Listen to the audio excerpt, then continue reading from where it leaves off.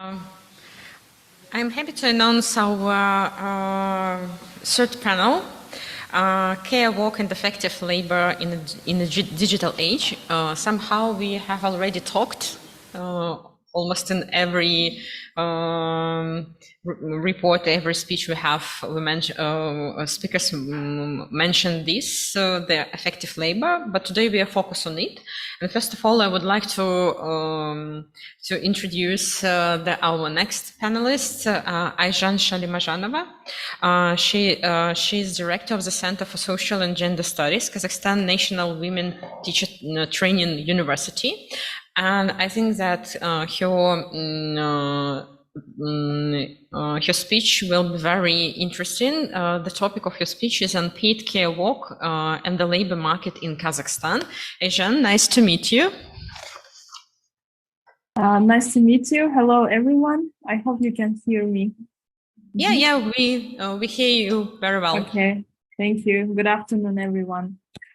Should I share my presentation or someone will be doing it for me?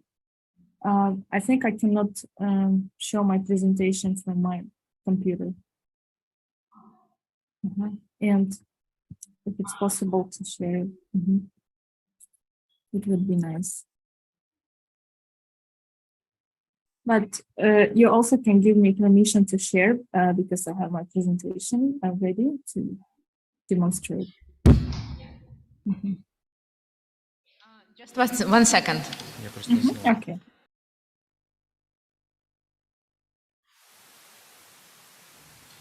We're ready. Okay. Thank you so much. Hello, everyone. Good afternoon. Thank you for having me on this conference. And I wish I would be there with you guys. And I hope that in the future we will have chance to meet in person. So I would like to talk about the unpaid care work in Kazakhstan. Unpaid, not only care, but also domestic work. Okay, thank you for making it full screen. Okay, so if we can go to the next slide, I would like to say that actually during this presentation, it will be quite short. I would like just one second. Oh, okay.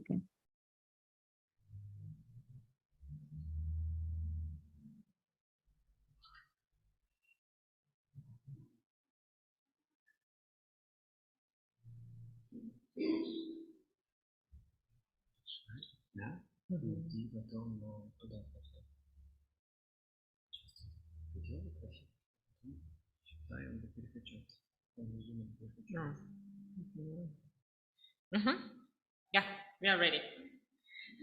Okay, thank you. Can we go to the next slide, please, to the second one?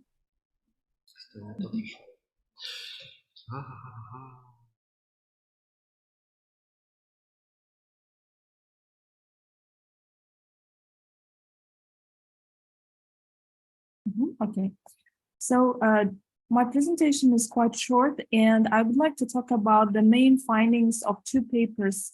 Actually, one paper is already was published in one journal, and another one is published as a chapter of the book.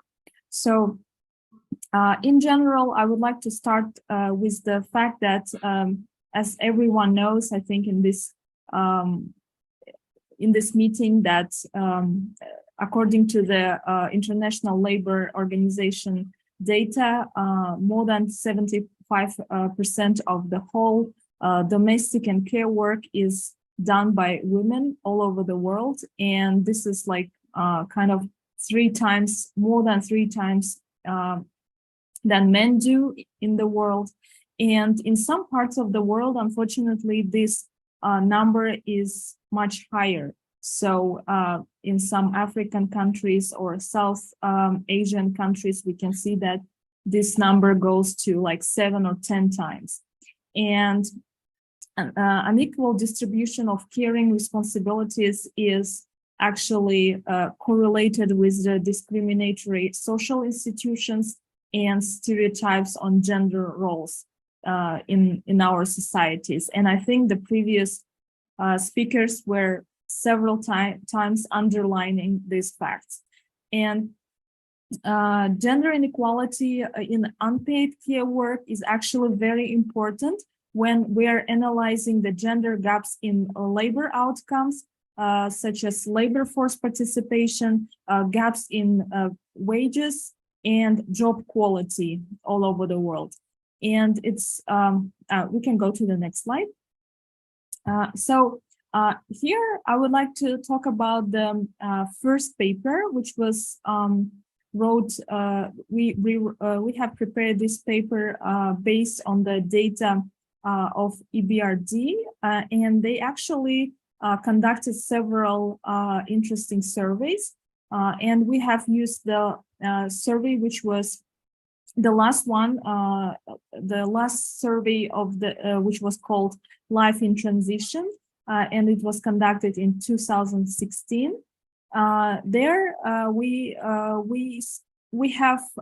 they have really good data on several Central Asian countries, and among them we have Kazakhstani data with approximately like 750 respondents in our country. And we found in this survey that motherhood is of very young children, which is like under 2 or 3 years old, is strongly associated with lower likelihood of employment, and that the availability of childcare does not affect this relationship.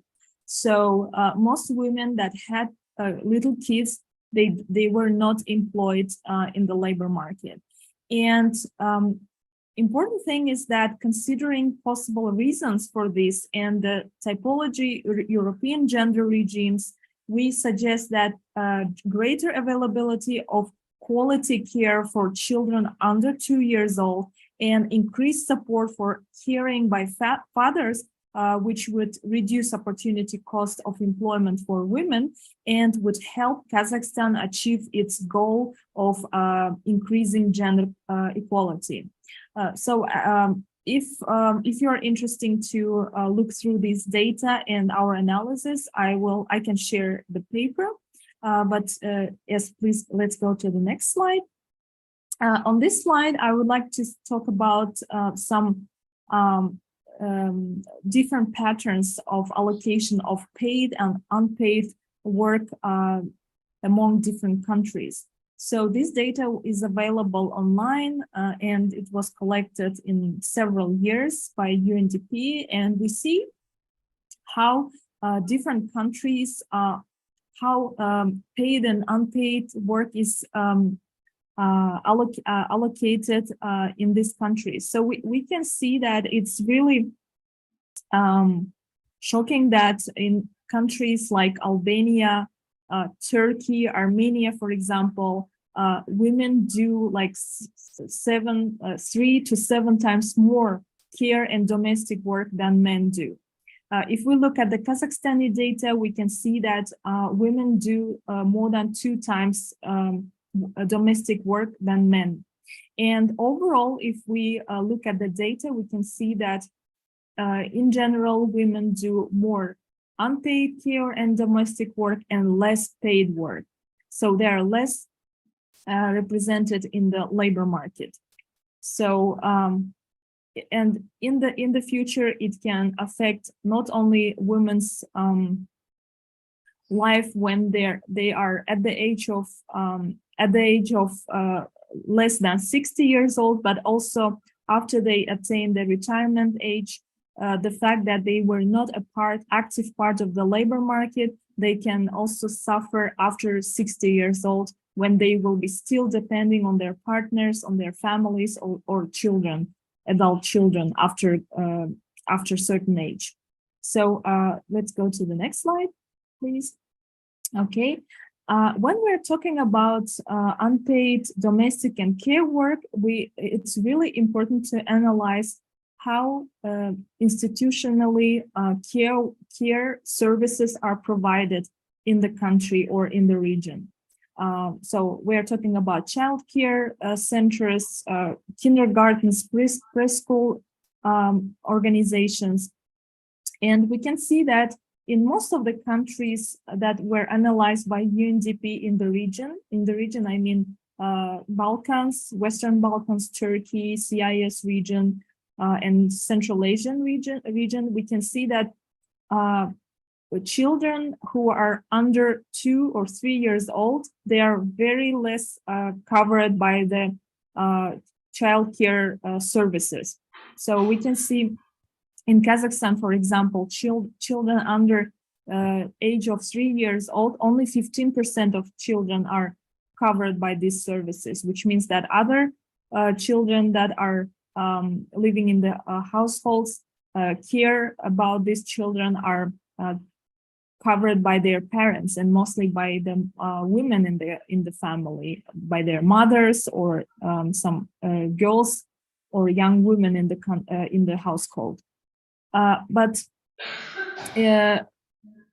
unfortunately, from these countries that were analyzed, we can see that only some countries have more or less good percentage of coverage of children of the age younger than 2 years old. So, for example, we see that some OECD countries can show this percentage, which is more than 30%, and some, and of course, European Union countries that can also show that some good results in this percentage. But for the percentage of child care provision for kids that are older than 3 years old, we can see that the data shows the data is better than for kids under 3 years old. In Kazakhstan, for example, it's data for this data is actually before 2018. So we see that the percentage is like almost 60%. And in some countries like Belarus and Ukraine, for example, it's 100%. And some other countries that also have really good coverage of childcare provision for kids older than 3 years old. But the last data for Kazakhstan, if we analyze data for 2022, we see that this percentage increased up to 80 and 90% in different regions. So situation is getting better. But the problem is not only increase the number of the percentage of coverage, but it's also important to increase or improve the quality of those care organizations for little kids, the kindergartens and child care centers for really small kids under 2 years old. So we can go to the next slide. And also, if we analyze female labor force participation in Kazakhstan, we can see that for the last 10 years, this number didn't increase much. And actually, it was always around 65%, like more or less 65%, which is actually not bad for the region, for Central Asian region, for CIS region, I would say. And also in comparison with Turkey, for example, it's much higher. But unfortunately, all those policies that were supporting policies by government in terms of providing more childcare services and also programs that help to maintain gender equality in the country, they actually didn't really help to increase female labor force participation. And most importantly, a female labor force participation among women that have little kids, small kids under 2 years old. So we can go to the next slide, please.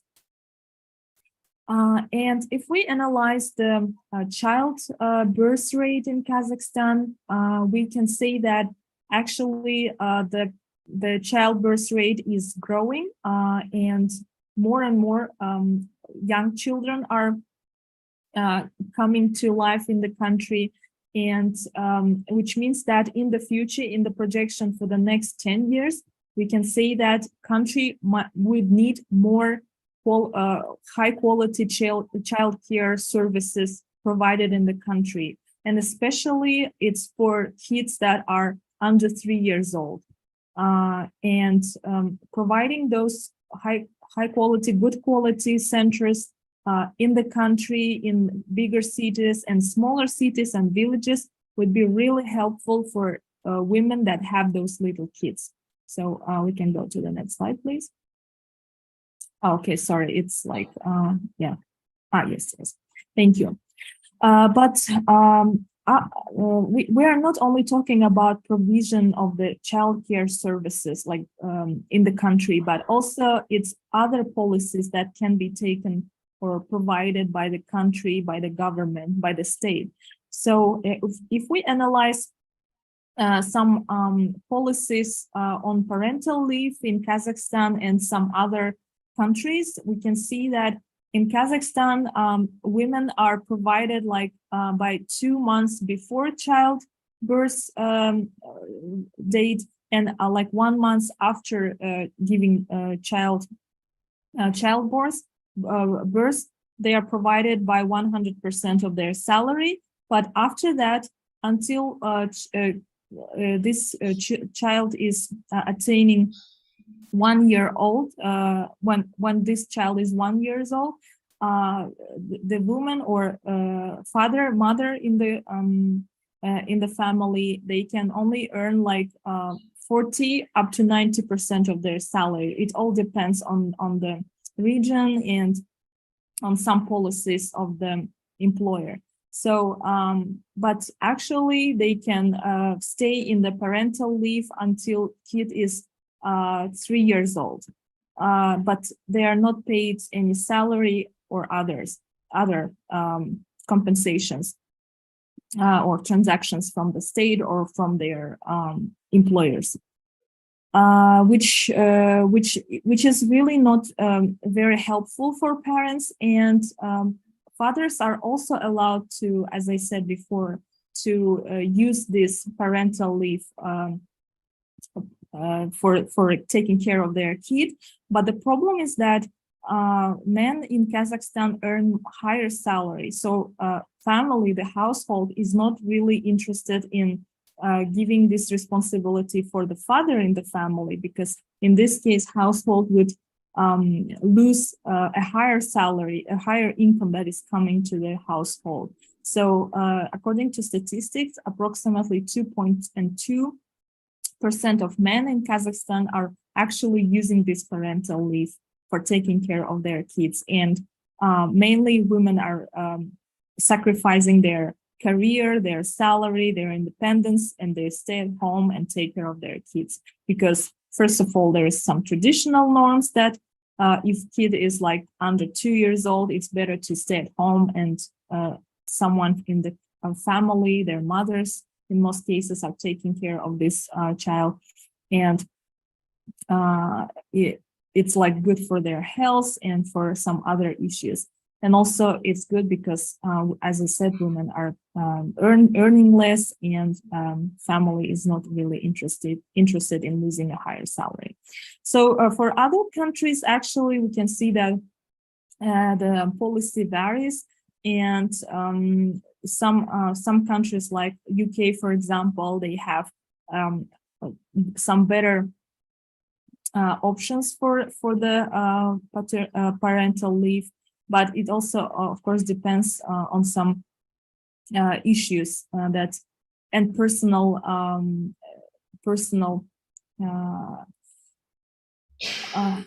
how parents decide, personal decisions. So we can go to the next slide.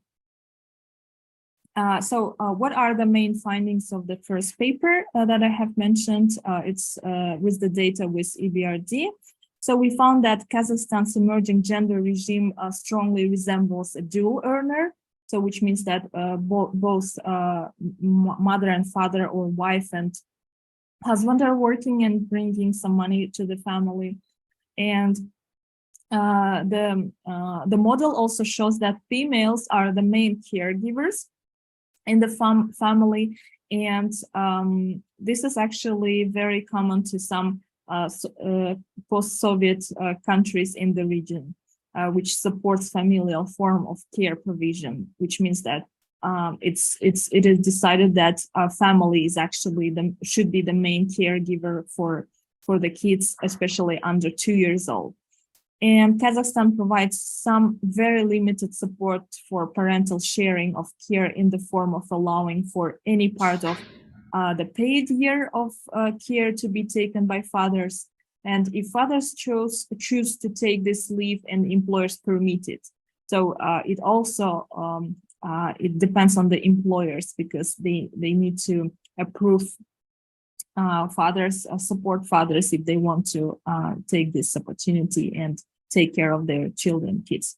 So as in the other post-socialist cases, the state has focused support on providing institutional childcare for children between 3 and 6 years old, long paid leaves, and generally expects mothers to provide care for younger children, as I said before.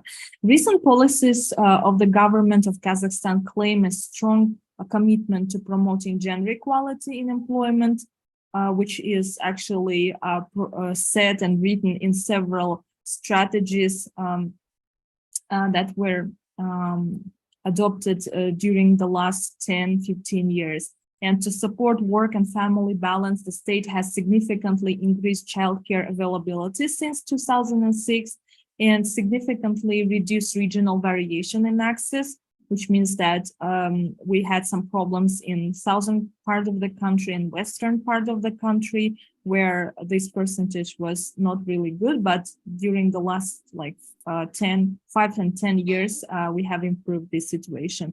And Kazakhstan's heavy investment in childcare and other policy initiatives have failed to elicit the expected response, however, unfortunately. Because as we can see, the women's female labor force participation did not increase significantly for the last 10 years.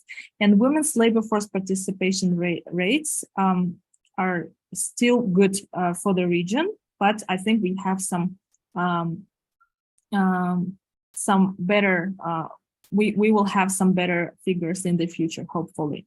And analyzing employment decisions of individual women, we see that women with children under 3 years old of age are significantly less likely to be employed than other women. Okay, we can go to the next slide. So, and here I would like just to say a few words about time use survey that was conducted by the National Statistics Agency in Kazakhstan. Actually, we have conducted this survey several years, starting in 2003. And I would like to analyze more like the latest data, which was for 2018. Hopefully, we will have this survey this or next year, because after pandemic and after 2018, actually 5 years, or it was like 5 years ago. So I think situation might change a little bit because of some policies, some international documents that we are ratifying and other stuff. So this might change. So we can go to the next slide. Actually, this survey was has a really impressive, really big large number of respondents. So sample is kind of like 32,000 households, and here we see that in this analysis, we have divided the respondents according to the next categories, which is like age category, education level, and marital status. And we just wanted to see how the care and domestic work load changes according to these categories. Inside of these categories, like for example, for those who are 18 and 30 years old, and if they have like a primary education, higher education, or postgraduate, and what is their marital status, and so on. So we can go to the next slide. The time use survey in Kazakhstan shows that actually women do 2.5 times more domestic and care work than men do. And in comparison, for example, if we look to the Russian data, we can see that it's like 2.2 times more, which is like, which means that in Kazakhstan, I mean, our women do more care work and domestic work in comparison with some neighbor countries. But of course, if we compare to some Central Asian countries, this figure might not be that bad. Yeah, we can go to the next slide. So I'm about to finish. So main findings of this second paper is that with age, the difference in time spent by men and women on paid care work for children and other dependent family members decreases. So here I would like to point out about the care, not only for kids, little kids in the family, but also in some countries like Southeast Asian countries, Central Asian, in some other parts of the world, we can face the fact that there is also care for elderly in the family, so which is about family members that are older than 70 or 75 years old, and someone should take care of this category of people in the family. And in Kazakhstan, for example, government is saying that this category, elderly members of the family, actually are family members are responsible for taking care of them in the households. So also an analysis of the time spent on employment by the level of education of respondents show that among more educated men and women, we see that women spend more time on paid work than men. And also men with higher levels of education spend more time doing unpaid housework and care work for family members compared to other men with lower education. And also married women spend more time on housework than women who are divorced or never married. And also, in general, the data showed that amount of time that women spend on family care services is always higher than in any category. I would say the time that's spent by women on care and housework is always higher than compared to men. And thus the work of caring for family members is mainly women's responsibility in our country. So I think this was the last slide. Yeah, we can just go. Yeah, thank you so much. If you have any questions, I would be happy to answer. Thank you for your attention. Thank you. Thank you so much. Someone has questions? Sorry, I think we are a little bit tired. Oh yeah, Yelena. Just, yes, we have one question.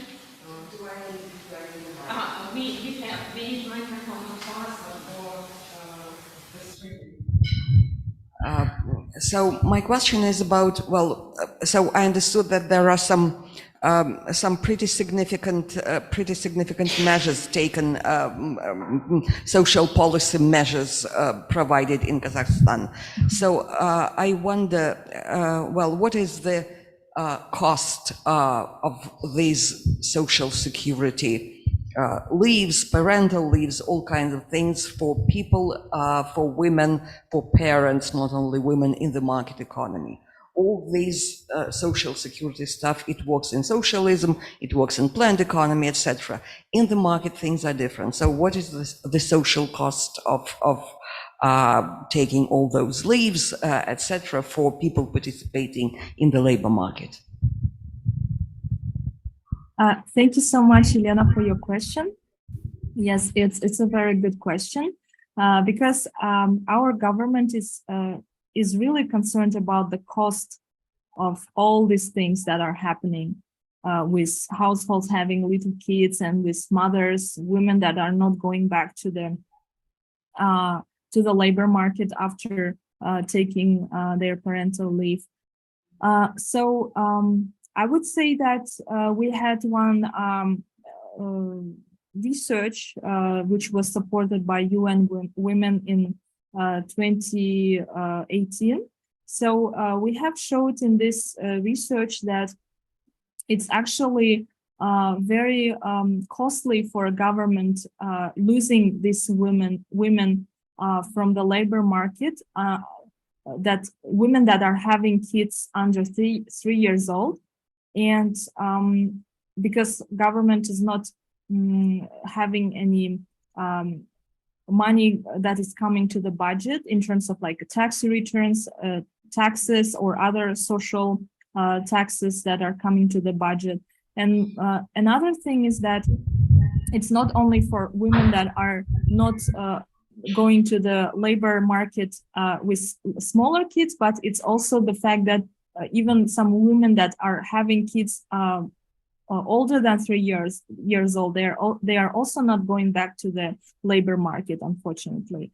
And we have showed that it's the reason might be that we don't have even if we see that the data of the coverage by the care services in different regions is attaining 80% in most regions. We would say that the quality might not be very good of these centers, and some families do not want to send their kids to their care services organizations, or other reason might be they're not they cannot afford sending their kids to these centers because they are really expensive. So it's costly for government, of course. But I don't know if I could. Thank you. My question. Thank you. My question is a little bit different. I mean, well, these people who go on maternity leaves and on parental leaves, and when they come back to the labor market, what is the cost? What is the cost for them? Well, how much is their salary lower than it used to be, or the salary of the people who did not have kids but stayed on the labor market? So what are the repercussions for people who participate in reproduction? Oh, I'm sorry, Luna. So yes, now I understand what do you mean. Yes. So now at this moment I don't have like a certain data. There is a data, but I'm sorry, I cannot say the exact data because I might say wrong numbers for you. But if we talk about how much salary they lose, women that go to the parental leave, I would say that like only starting from 2nd month after they give childbirth, they're receiving only like 40% of their previous salary in the workplace. Sorry for interrupting. Still, my question is different. My question is, well, the people who stayed in the labor market and did not have kids, they were, well, they had their career path. They had some, well, their salary usually grows, etc. And those who participate in reproduction and do not stay in the labor market, they miss this opportunity. So have you ever looked at this difference between those people who went off the labor market and returned to the labor market and those who stayed there all the time? No, I don't have this kind of data, but I will write it down, and I think it's really important and interesting to analyze for the future research. Thank you so much for your question. Thank you. I'm sorry.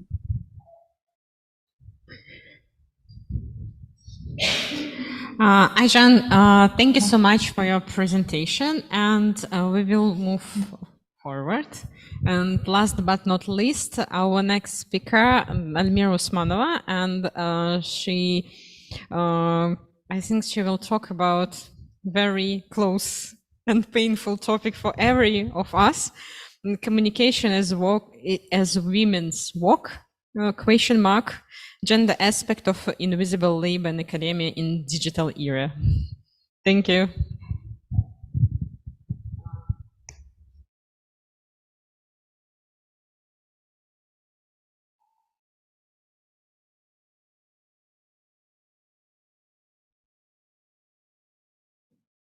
Well, I would like to say hello again to everyone and also to those who are in Zoom. I'm the last speaker of today, and I hope that I will take some time, of course, to develop my argument, but I also hope very much to leave some time for discussion before we finish the first day of the conference. As Antonina already said, I think that this formulation of my topic might be very close to the majority of you, for people who work in academia and who face with different issues that are essential for everyday academic life, and that's what I'm going to talk about. Of course, that's what you see on this semi-transparent image. These are both very important objects. One of them is a clock, and because we're going to speak about time management and what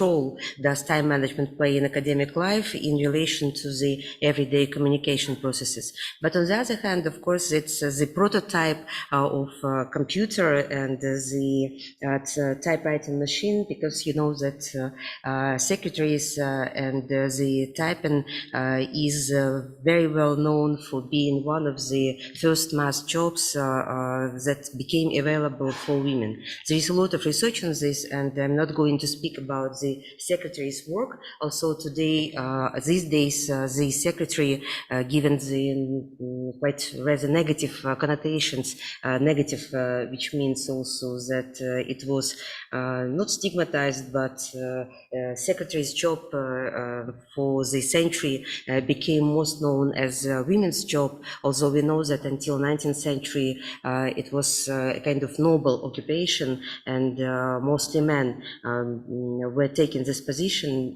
before the arrival of typewriting machine. But I also put this image of the typewriting machine because I started my academic career before the arrival of digital technologies, and I remember very well and those years when I was writing my dissertation, the division of labor in academia was quite different, and the secretaries, or women predominantly, who were typing the text, be it articles or dissertations or any other paperwork, they were paid separately, whereas lecturers and PhD students, we all were writing, still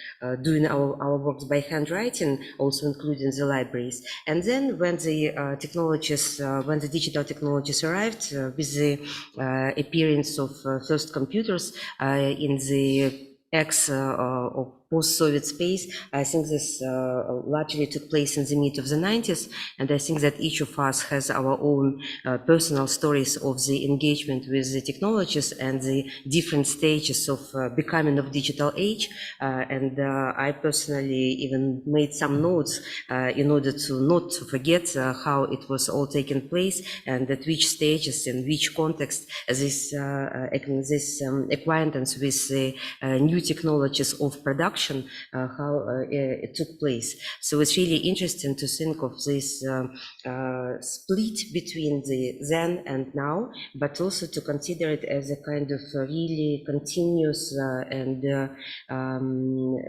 to think of it in genealogical terms, and to think of it as a continuous time that was gradually being filled with these new forms of new technologies, but also with the technologies that changed very significantly the way how we work and how we teach and how we produce knowledge today. So I'm not, of course, going to speak of all of these issues, but that's what I'm going to present today. It's more like position paper, more like the reflection on the forms of invisible labor in academia, and these questions are important for me in my own research, which is not, which cannot probably be called as empirical research, because even in relation to the questions of immaterial labor and immaterial and invisible labor, I'm interested in these issues not from empirical side, but vice versa. I'm taking some examples from the everyday practice of academic communication and academic work, but in general, I'm interested how do they relate to the changing and developing concepts of material labor and mass intellectuality, general intellect, and all of this. So it's more like not applying theory to analyze the empirical reality, but on the contrary, just being plunged into this everyday routine of academic life, where we have to deal with various projects and emails and different ways and different forms of measuring our productivity and efficiency.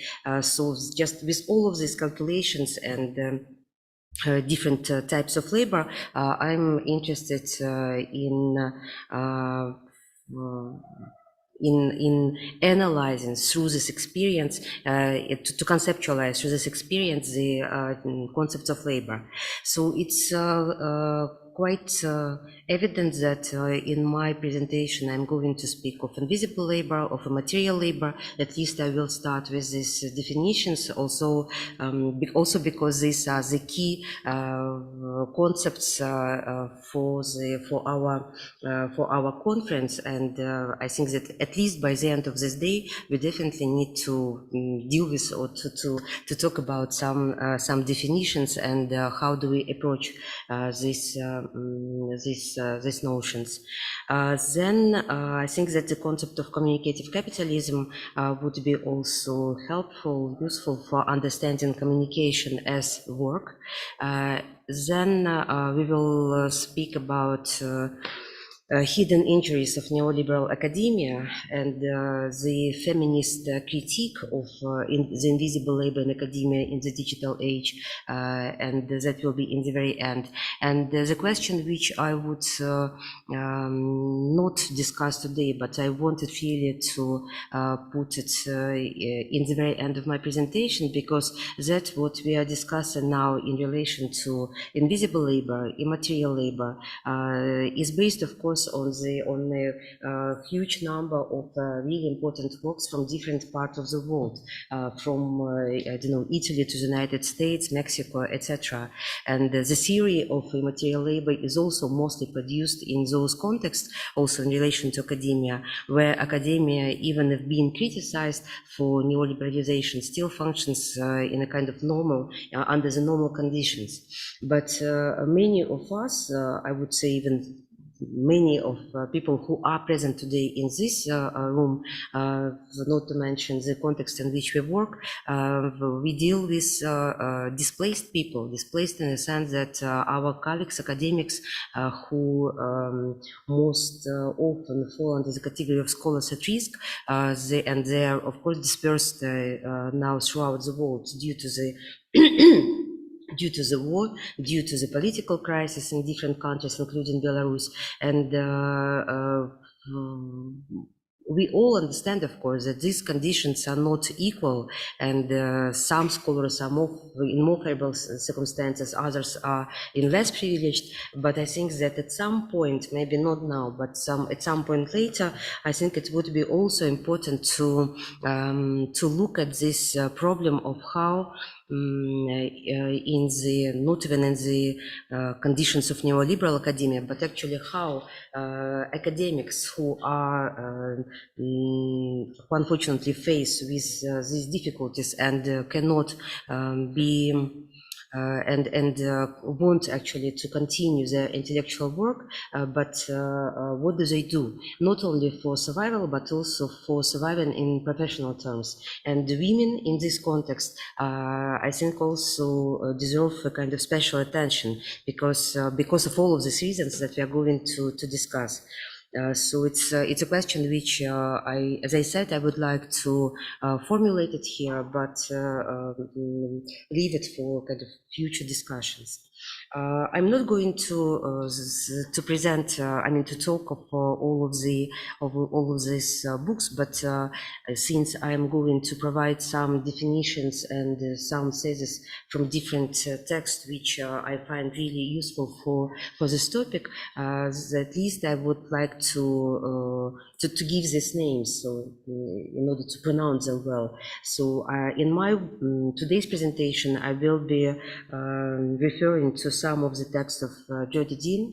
She is post-Marxist American theorist, and she and actually the concept of communicative capitalism was developed in one of her books. Then, of course, these are the works of feminist scholars Rosalind Gill and Melissa Gregg on the hidden injuries of neoliberal academia. The concept of a material labor, which we are going to talk about in a few minutes, is being developed by different scholars, but I think that Antonio Negri and Michael Hart and Maurizio Lazzarato and some others probably would be, and Paolo Virno, they probably would be particularly important, because the questions of labor are most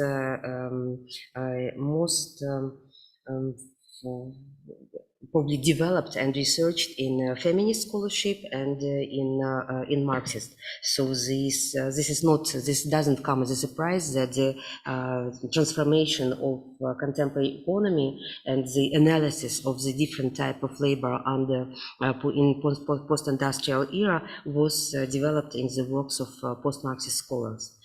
Then I think that we are going, the time is too short today to speak of the ethnography of academia, but by putting here the book by Maria Mar Pereira, I just wanted to note that it's really interesting thing to read feminist works on which also often includes autoethnography and the autoethnography of the selves of academic selves in academia.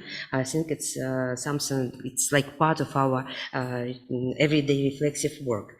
And why I'm speaking of this self ethnography or autoethnography, it's because when I planned, when I started to think what I would like to talk about, I understood that there are two things which I face with every day in academic life, and one of them, for instance, I don't really know what is your experience. Have you ever tried to calculate how much time you spend on communicating via email, but also using other like this multi-platform academic communication process, not only emails but also all others, and quite obviously that in times of pandemic the communication became even like twice more intense. But now I'm speaking not only about the proliferation of emails or the growing volume of communication, but also about the fact that in my email, for instance, I checked randomly several days, this week, for instance, a year ago and several years ago, and more than 80% of letters are coming from women, and that of course says a lot, maybe even 90%. And that's something really telling, and I'm pretty sure that you have the same in your email box.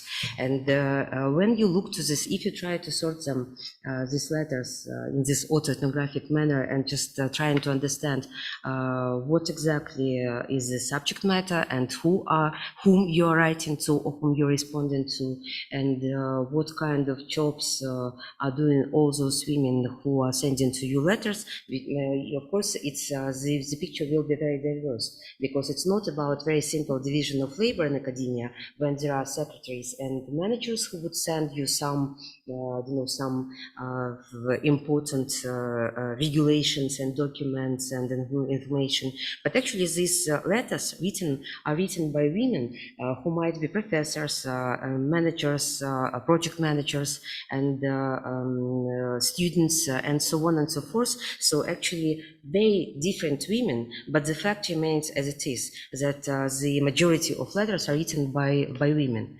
And so that's one thing which I find really not even interesting, but actually quite telling about the question of women's involvement of women's presence in communication in academia. And second point, which also has to do with this everyday, with this daily routine in academia, but also I will talk about it in the very end of my presentation. It's a question of how this communication actually refers to, or how it relates to our to the knowledge production and to our scientific productivity.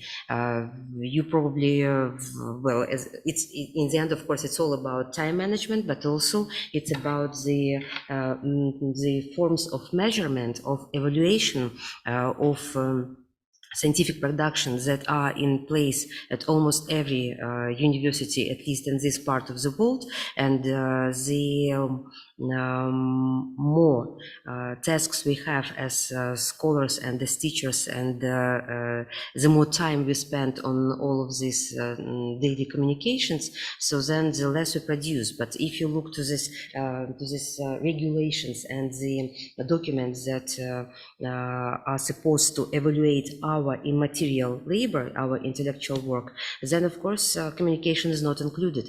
And here I find really an important aspect. I do not really want to complain. After all, academia is one of the safest places, and also it's a place where we can talk about pleasure, which is not always the case. And Lena started today her lecture with this particular issue. I also would like to say that in general, the word labor is often associated with the workaday routine and with alienated time and with existential unfreedom, and especially all of these negative sides of labor become important when the outcome does not meet the amount of effort that we put into it. So, and also we know that one and the same kind of labor can bring joy, or on the contrary generate alienation, whereas pleasure and reward are not necessarily interconnected. I do believe that academic job mostly bring pleasure, which is probably not always coupled with reward, but nevertheless pleasure at least in place. But also observing how the processes of neoliberalization have been developing in the universities during last decades, I'm of course hesitating about the amount of pleasure, or about the particular type of probably subversive type of pleasure that we have when we feel all of these forms, and when we are obliged actually, and we are controlled for that, to respond to all of these letters. And so, as I said, speaking on gender aspects of the invisible labor in academia, I did not aim to complain. It's more about reflecting on how our life is organized. In general, the questions of gender aspects of academic work and invisible labor in academia have been well researched by feminist scholars and by gender scholars. And these are not only publications which which I put on my slides. There are many more, and probably the most researched questions are the questions of the informal contribution of women into sciences, a very important issue actually, and that's about women who are in the shadow of men as producers of knowledge. Then also, of course, during last years, the questions of biases, I mean, not the last, but one of the basic question, it's about gender inequalities in academia and how it reveals itself in the biases in hiring or promotion, and so on and so forth. So there are really different aspects that have been analyzed in relation to academia, and a lot of also empirical research, as I said. Now, let us briefly discuss what are the basic, what is the theoretical framework, and what is the context in which we analyze intellectual work in academia, and in which context actually we are discussing this possibilities or the appearance, not the appearances, but the forms of invisible labor. Obviously, two main concepts are the concept of material labor and of invisible labor. They are not, of course, the same. Also, they are both about labor. The concept of, as Mauricio Zarato points out, the concept of material labor refers to two different aspects of labor. One of them concerns the informational content of the commodity, and it refers directly to the changes that are taking place in the labor processes in the industrial and tertiary sectors. And then, on the other hand, yes, and this has to do with the development of cybernetics and computer control. On the other hand, as he says, it regards the concept of material labor, it regards the activity that produces the cultural content of the commodity. Immaterial labor involves a series of activities that are not normally recognized as work. What is important here is that, first of all, for us as academics, it's really important. We call ourselves the producers of knowledge, and in the knowledge society, in the society of knowledge, that's quite understandable what kind of commodity it is. But at the same time, also following the discussions among scholars such as Andrea Bortz and others, we understand that it remains an open question on how much this commodity actually costs and what is its role on the market. And second point, which Mauricio Zarato mentions here, it's the question of immaterial labor that involves a series of activities that are not normally recognized as work. So that really matters, and this has to do precisely with the question of communication in academia, which is recognized as work when it comes to the description of jobs of secretaries, of counselors, and of different type of project managers, etc. But communication as such is not recognized as work in many of the cases when people are not directly responsible for communicating information. And yes, and also what is important to mention here as well, it's that precariousness and hyperexploitation, mobility and hierarchy are the most obvious characteristics of the immaterial labor. Then we come to the, I'm sorry that I probably don't have much time, so let me just define also, briefly talk about the question of the invisible labor. The invisible labor is actually provoked a very interesting debate, and in this book edited by Crane, Poster and Cherry, which I really recommend and find it very, very helpful, they discuss not only the problem of how to define the invisible labor, but also in which ways the labor can be invisible. And so the way how they define invisible labor, they say that it's that it can be invisible in two broad ways. So some forms of work which are undervalued and overlooked, they are invisible. And the second way of the second form of invisible labor, it's when some issues or interests become prioritized, whereas others are not. So it's really the kind of labor which is overlooked, ignored, and devalued, and not only by employers and consumers, but also by workers, including intellectual workers.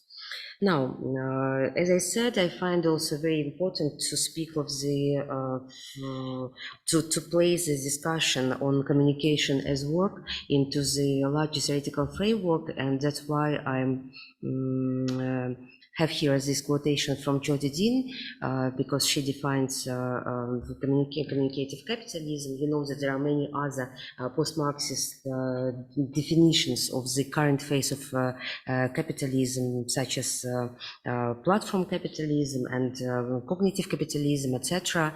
And here we have the approach which favors, or which puts on the first place the exploitation of communication.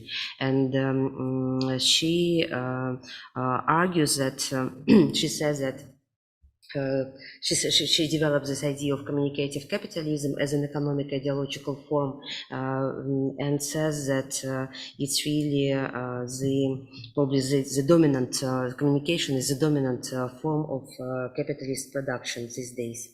Now, I'm sorry that I will skip my text, but I think at least I will manage to be like the most important questions. I mentioned the interesting and important text on the injuries of neoliberal academia by Melissa Gregg, and here what she calls the function grip. It's just a second.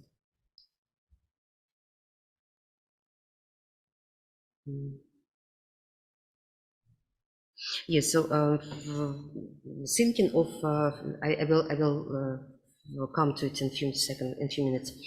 So the thinking of feminist teaching and research in contemporary university, we should not forget that during last 30 years, the universities have undergone drastic changes that were caused on the one hand by the swift development of digital technologies, and on the other hand by the ongoing structural transformation of the system of management of higher education. So both sides are were really taking place in parallel, and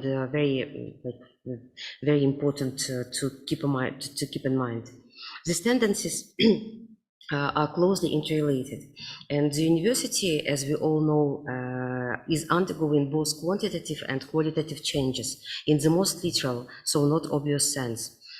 This problem involves many perspectives, from changing the teaching practices and expanding the university through various online platforms, to the role that new technologies played in the ever-growing gap between the universities of the first and second world, and in asserting the management model that is called managerialism. And how are digital university and academic work related?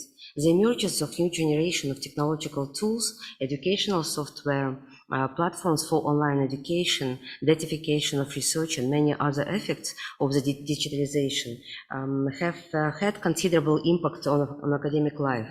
The situation of the on the academic job market, job cuts and growing insecurity, intensification of work for those who are lucky with continuing contracts, also, as Lena said today, the possibilities to obtain tenure, to obtain such type of contract is constantly diminishing. So all of these changes plus the changes in the functional division of labor, which I already mentioned. So this is the reality in which we live and work. And feminist scholars claim that we should turn our lens upon our own labor processes, organizational governance, and conditions of production. We need to make links between macro-organization and institutional practices on the one hand, and experiences and effective states on the other, and open up an exploration of the ways in which they may be gendered, racialized, or classed. This was a quotation from Jill. This agenda goes against the vision of university managers: work more, relax less. In the digital age, and here we come to this functional creep, the university lecturer is a teacher and researcher, secretary and typist, technical assistant and project manager in one person. And the boundaries between work and leisure time, office and home, between professional and personal identities have virtually dissolved. And Melissa Gregg, and as well as other scholars, described this function creep as the imperceptible but steady increase of the duties of a teacher in a digitalized educational environment, which has become especially obvious with the ubiquitous switching to different online platforms that teachers themselves must manage, in addition to the traditional duties and work forms of a lecture. And I put here a question because to me it seems to be quite obvious in which ways we are combining these functions of teacher and researcher, of secretary and typist, and how the division of labor indeed changed in the digital age. But I leave the question open: in what proportions do we have this? Do we fulfill or perform these functions, and how gender specific are the shares if we take this at least 4 different types of activities in our academic professional life. And then there are also other aspects of the digital revolution in academia that cannot be left without attention, and they directly relate to the neoliberalization of universities that has happened before our eyes. And here, so I will probably need just next 5 minutes just to get to the point. And here, when we speak of the neoliberal university, it also needs to be clarified what exactly do we mean, because the word neoliberalism has certainly been overused, but at the same time there are quite obvious things that needs to be understood in relation to academic situation. So neoliberal university requires high productivity in compressed time frames.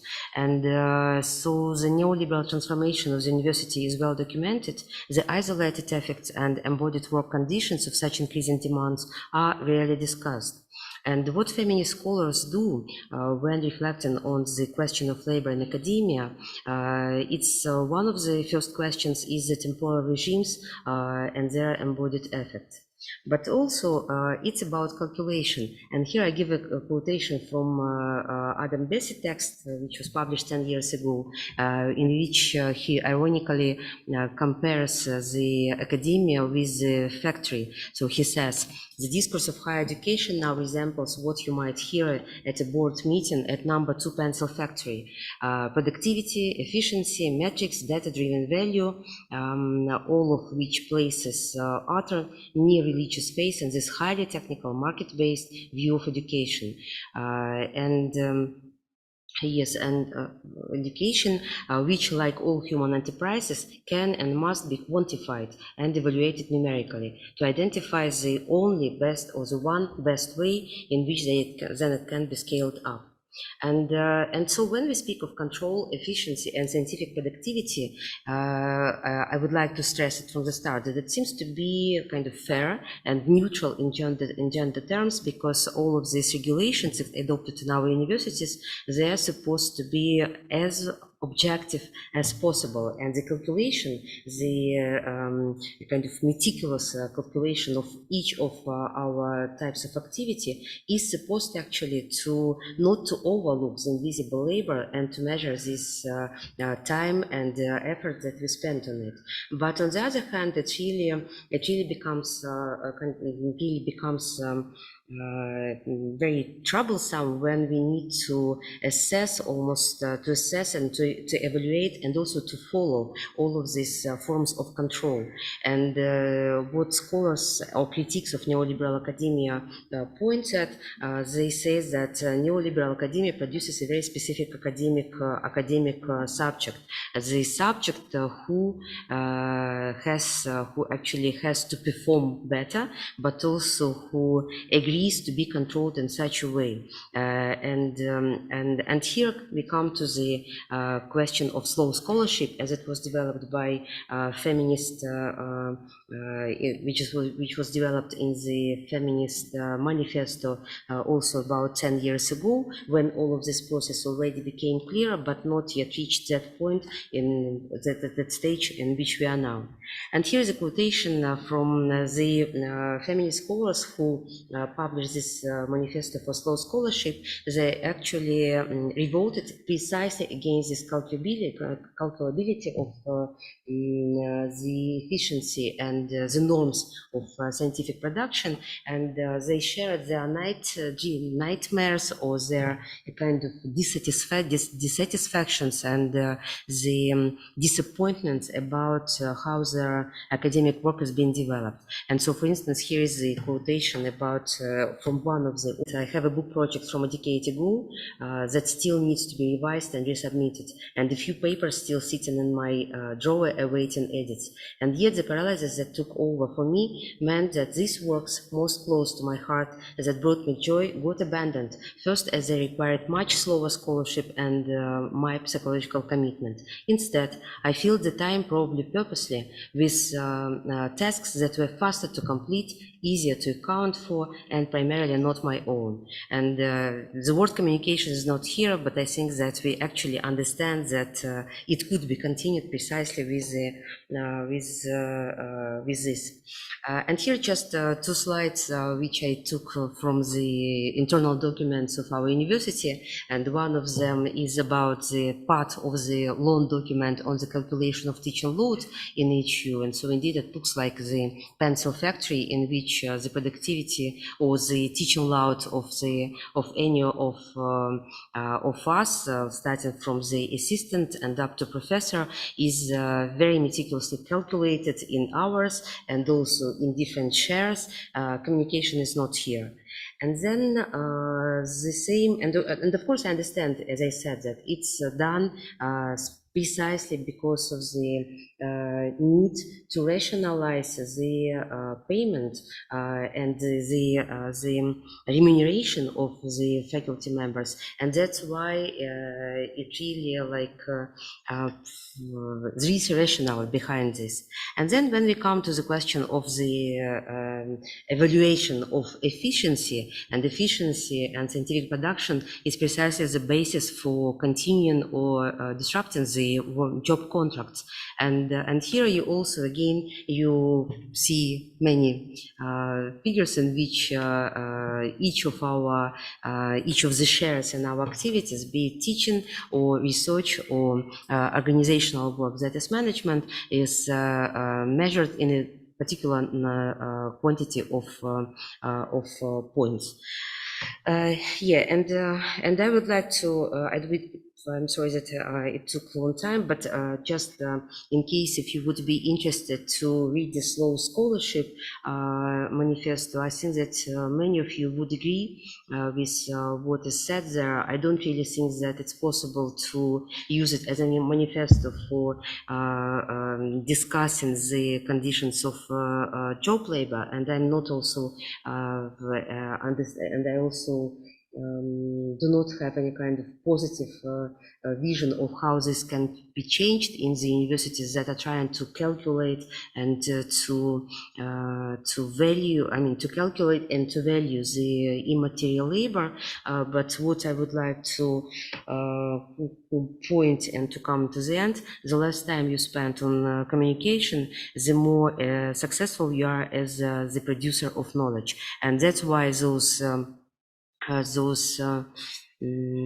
tables on the calculation of our intellectual efforts and the question of time management, that's where they come to, because spending more time, which is not evaluated at all and which is not measured at all and remain therefore invisible, we become unable, as the authors of Slow Manifest, to perform in such a way as neoliberal university requires.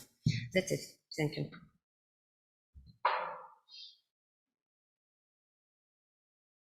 Thank you so much. Do you have a question, Diana? Well, a quick question or a comment. Is it working? So, well, so strange to look at oneself on the. Oh my God. Is this me really? So, well, you said that, well, this communication, this email communication that you receive mostly comes from women. But of course, you and I, we are working in these fields dominated by women. So this is kind of natural. I wonder how that would be really interesting to, well, who communicates there? How does it look in hard sciences. I don't know, I might be mistaken, but I have a thought, and actually I'm almost convinced that the situation with communication is just the same. Just the same as even in those fields of knowledge or in those sciences like humanities and social sciences, where probably women are, we are not actually, how to say, dominating, because it might be that in philology or in art theory there are more women as professors or as PhD students, but in general academia the numbers are like 50-50, let's say. Only of course the correlation is different from the bottom to the top of the career. But it's exactly what I wanted to say, is that communication still remains, even when it's not called secretary job, but just because functionally it became part of our duties, that it remains women's work. And it's not that men are not responding, but they for instance, I don't know, my guess or my vision is that the visibility and the invisibility, these are very important issues in relation to oral and written communication in academia. And so we have really not only men as administrators and who are mostly prone to verbal communication and therefore performance, and then we have a lot of invisible workers, women who are communicating and writing endless emails and drafting documents and so on and so forth. So I have an impression that actually it's just the same. Other questions?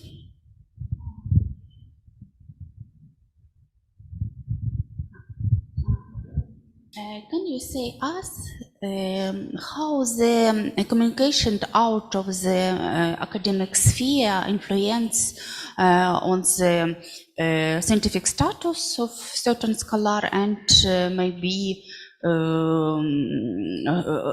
relationship between women and female ratio in this way? How can you see, for example, in our Ukraine sphere, the most, of course, part of work deal with women, but the most common media presentations and text works took part male. Well, you mean Elena, inside academia or outside of academia? Outside academic influence on the academic status of scientific and female scientific. Well, I would agree with you, but that's exactly why I pose this question, that in many cases, even when we see men performing, it does not mean that they write in themselves the speech.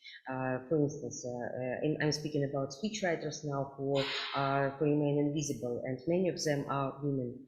That's one thing. Second thing is that the communication of knowledge, the preparation of publications, and the proof editing, and many other things are also done by women. Not to mention that when we have the collective of authors, I'm pretty much pretty much sure that this kind of interconnections and the control over the time management and etc. It's also done by women as parts, as also probably authors, and that's why I told that in my email when I see the majority, like the 90% of letters coming from women, in many of them men are in copy, but they do not even interfere.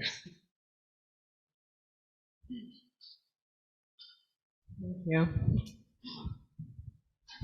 And could I ask to switch off the...